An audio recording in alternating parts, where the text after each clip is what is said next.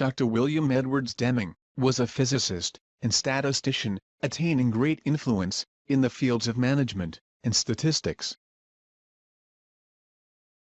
Deming began working in Japan in 1950 and was instrumental in building the Japanese industry into an economic world power. This diagram was explained by Deming in his book, Out of the Crisis. Here is how it works.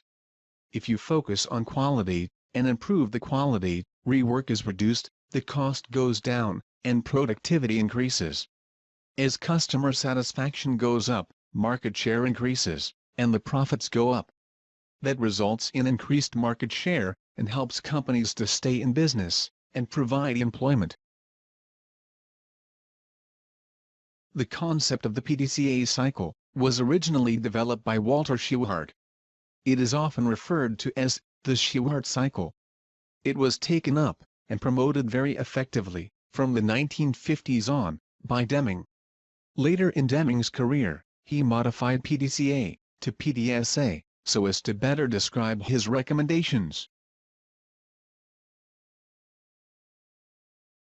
Dr. Deming said that hard work is not enough. What is needed is a transformation of the prevailing style of management.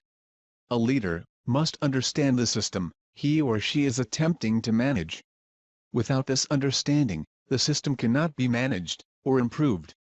Understanding that all the parts of a business are related in such a way that if you focus on optimizing one part, other parts may suffer.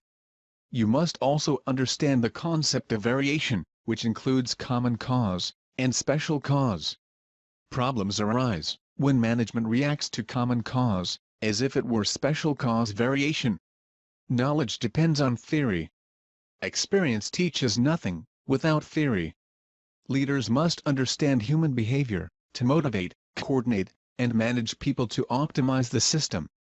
The various segments of the system of profound knowledge cannot be separated. They interact with each other. Management has tended to be short-sighted in their thinking. They are more interested in the problems of today, and give little or no thought of the problems of tomorrow. Constancy of purpose requires that management be committed to long-term thinking, instead of just changing strategies to make the quarterly report look good. Organizations must allocate resources for long-term planning, research, and education, and for the constant improvement of the design of their products and services. Adopt the new philosophy means change. The changes needed in industry require a complete new outlook by raising the expectations of quality. Management must understand that quality costs less, not more. Quality does not come from inspection. Mass inspection is unreliable, costly, and ineffective. Quality must be designed and built into the processes, preventing defects, rather than attempting to detect and fix them after they have occurred. To truly cease dependence on inspection, you must bring your process into control. Once you build quality into your product, you do not need all of the inspectors to segregate bad products. Price alone has no meaning. Change focus from lowest initial cost to lowest total cost. The policy of forever trying to drive down the price of anything purchased, with no regard to quality and service, can drive good vendors and good service out of business. Management must work toward a single source and long-term relationship with suppliers. Quality starts with the intent of management. Management and employees must search continuously for ways to improve quality and productivity. Putting out fires is not improvement of the process. It shouldn't even be necessary. Thus, both training and education are vitally important.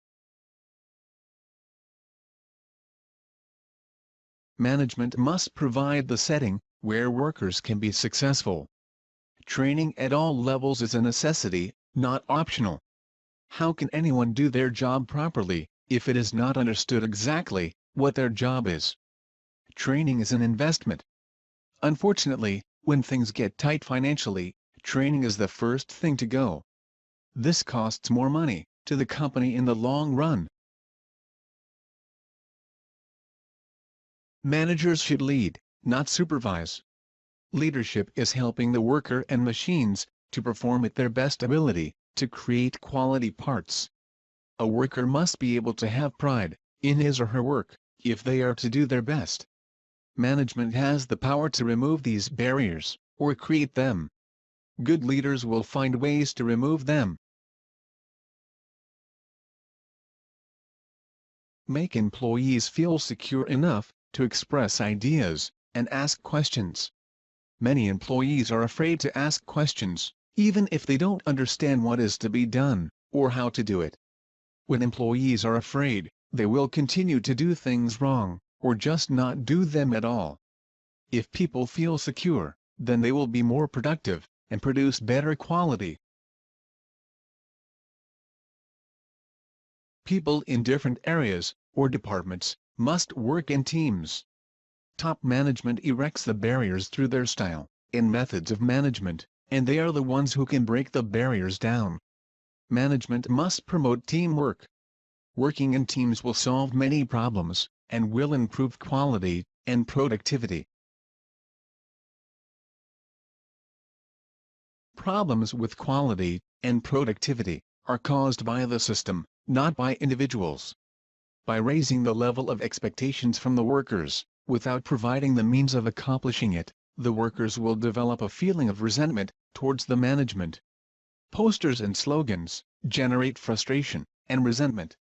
They are directed at the wrong group, that is workers, instead of management.